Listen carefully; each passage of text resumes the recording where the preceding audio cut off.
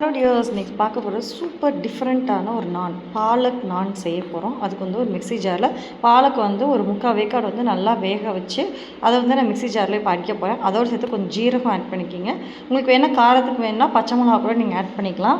இது வந்து நான் ஃபைன் பேஸ்ட்டாக வந்து அரைச்சிக்கிறேன். இப்போ வந்து ஒரு பவுலில் வந்து 3 கப் அளவு மைதா மாவு இல்லைனா கோதுமை மாவு வந்து ஆட் பண்ணிக்கிங்க. அதில் வந்து ஒரு 2 டேபிள் ஸ்பூன் அளவு கெட்டி தயிர், கொஞ்சம் புளிப்பு தயிர் இருந்தால் இன்னும் நல்லாயிருக்கும். உங்களுக்கு வந்து ஈஸ்ட் இல்லாமல் நான் வந்து நான் செய்ய போகிறேன். இப்போ அதில் 1 ஸ்பூன் அளவு சுகர் வந்து ஆட் பண்ணிக்கிங்க. கொஞ்சமாக வந்து பால் ஆட் பண்ணி நல்லா வந்து பீட் பண்ணிக்கிங்க. அடுத்து வந்து 3 கப் அளவு மைதா மாவு இல்லைனா கோதுமை மாவு ஆட் பண்ணிக்கிங்க. தேவையான உப்பு ஆட் பண்ணிக்கிங்க. அடுத்தது நம்ம அரைச்சி வச்சு அந்த பாலக்கையும் ஆட் பண்ணிவிட்டு நல்லா வந்து மிக்ஸ் பண்ணிக்கிங்க. நல்ல ஒரு டோ மாதிரி நல்லா பிடிச்சிக்கிட்டு நான் சாஃப்ட் டோவாக பிடிச்சிக்கோங்க.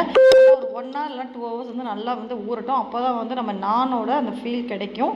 நல்லா வந்து இப்போ சூப்பராக வந்து நம்மளுக்கு டபுள் ஆயிடுச்சு. இப்போ வந்து நான் பாருங்கள் நல்லா அவ்வளோ சாஃப்டாக இருக்குது. இப்போ வந்து நமக்கு தேவையான அளவு சைஸ் எடுத்துகிட்டு ரோல் பண்ணிவிட்டு இந்த மாதிரி வந்து கொஞ்சமாக வந்து எள்ளு மல்லித்தலை இது ரெண்டையும் ஆட் பண்ணிவிட்டு தோசை தவாவில் லைட்டாக தண்ணியை வந்து ஆட் பண்ணிவிட்டு தோசை தவா வந்து தலைகள் அப்படி பிரிச்சிங்க அப்படின்னா நல்லா ஒட்டிக்கும். அப்போ வந்து நல்லா பபிள்ஸ் ஆகும்.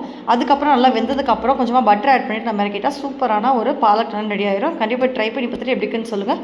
Thank you so much. பாய்.